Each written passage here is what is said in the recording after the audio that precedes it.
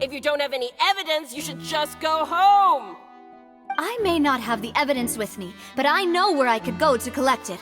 If we look up the deserted clothes against a record of people who went missing around the same time, we should be able to find a match. Considering the serial disappearances case, the guards probably kept careful records of all missing persons from around that time, regardless of age or gender. That makes sense to me. Monsieur Neuvillette, I would consider this to be a reasonable investigative direction. Why do I feel like Farina's acting a little differently today? Maybe she's scared of embarrassing herself again? Alternatively, she's become more diligent after charging an innocent citizen in the last trial. My second question has to do with the ensuing duel. If the truth is indeed as you described, then why didn't Mr. Callis explain himself in court? If he had testified that a person had been dissolved, he could have at least mounted a defense. I've thought about this too, and the answer is actually pretty simple. He felt there were things that were more important to him. The dissolving power of water from the primordial sea is an important secret for the true culprit of the serial disappearances case. My father could have exposed it for all to see, but he chose to take it to the grave. At that time, Spina di Rosula was in dire straits, and his reputation had already been shattered. He had no guarantee that going forward with the truth would allow the culprit to be brought to justice. What was certain, however, was that it would paint a gigantic target on my back. Boss once told me that Demoiselle had already been selected as the next target of the serial disappearances case. What? If the secret had gotten out, the culprit would have fought an all-out war with Espina right there and then. I wouldn't have been the only one in danger. All of us would have stood to lose our lives. Of course, the guards might eventually figure out the truth of the matter and determine that we were in the right. But what good would that do? How can a hollow verdict protect anyone? Had this opera house ever given my father any kind of confidence in its brand of justice, Spina di Rosula would have had no reason to exist. But by staying silent, we retain the ability to deter our opponents and continue the stalemate. I was able to become Spina di Rosula's president, which made me harder to target, as well as giving me more time to grow and learn. And once I have figured out the truth and stepped up to the challenge, I will do what this opera house cannot, and restore my father's truth and honor back to him. So, you mean to say, your father intended to die in the duelist's ring? That's right. Do you have any proof? Of course. All you need is to ask his opponent, Clarand. I don't need your apology, your guilt, or your support from the shadows. You don't have to do anything for my sake. But since he entrusted his will to you, Clarand, you should tell us the truth about his sacrifice.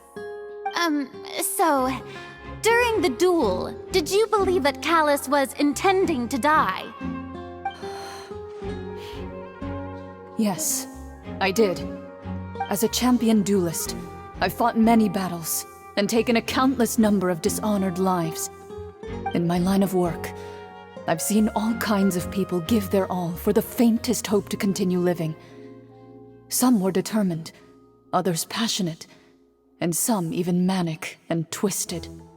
Just one look and I can tell if a duelist is hoping to live or if they're looking to die. I hereby swear on my name and honor as a champion duelist that Mr. Callis never intended to leave the ring alive. Since that's your testimony, I have no more questions. It appears there really are good grounds to reopen this case. I concur. However, Miss Navia, you still have not explained the link between your father's case and the serial disappearances case. Right? What she said was fascinating, but kind of beside the point. Wait, weren't they just talking about the serial disappearances case? Of course, Your Honor. The two cases are connected via a matter of timing. In my father's case, the culprit intended to kill both Jacques and Callus. As a result, they planned to act after hearing 2 gunshots. And, at the end of Linny's trial, the culprit also only dissolved the victim in front of everyone because they realized they were at risk of being identified. The culprit could only time their actions so precisely if they were already at the scene. Coincidentally, Marcel attended both the banquet and the trial. So that's why you suspected me. Even after hearing your reasoning, I still can't help but find it a little preposterous. I'm used to it, though. You've always been an impulsive and sentimental child, Navia. It's one of your most endearing traits.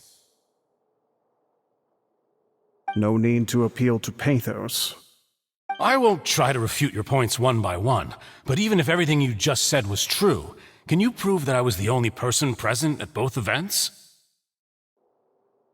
On top of that, does a person have to be physically present to control the timing? Can't someone remotely monitor the place? Not what she can say to that.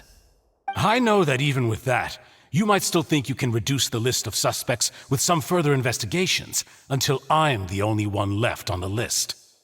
Alas, who won't feel at least a little hurt by an accusation of murder from a girl you see as your own daughter?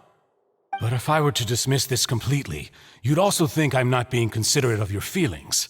Ah well, let Uncle Marcel teach you another lesson. Do you know what the biggest flaw in your reasoning is? I suppose you're gonna tell me anyways. It's timing again. I'm a businessman by trade. From that standpoint, there's no reason for me to kidnap young women. It's a high-risk action with nothing to gain.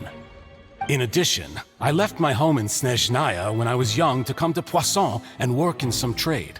My business only thrived when I received Callus's patronage. But the disappearances began before I ever stepped foot in Fontaine. I do apologize, demoiselle. This was my mistake. No, it's not your fault. I'm sure he had come prepared. Is there anything else you'd like to say? Would you like to check the date of my first business license against the first known case of the serial disappearances? You can also take a look at my border entry records, or ask my friends and family when I left Snezhnaya for the first time. Could those records and testimonies do something to appease the unspeakable anguish in your heart? Seems like she got the wrong guy. At this rate, Navia will be convicted for falsely accusing him. I think you've done a superb job of dissecting your father's feelings as he neared the end of his life. But aren't you going against all of his wishes and expectations right now? He wished for you to become more rational, collected, and conscientious, instead of dwelling only on your own feelings. Once you've learned to be more considerate of others' feelings, and to stop rushing headlong into things, you'd have met most of his expectations. This isn't just about me, and it never has been.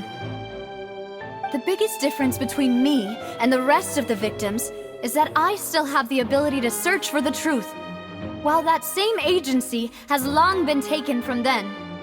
The people whose families were destroyed by synth abuse, the people who lost their loved ones to the serial disappearances, and the people who suffered tragic ends due to their sense of justice. Many people's images are flashing before my eyes. I'm sure some are coming to those of you in the audience as well. And whose image do you see, Marcel? Is it a man named Vacher? Oh, so you do know that name. I'm merely surprised you'd suddenly say the name of someone I've never even heard of. I was waiting for you to say that.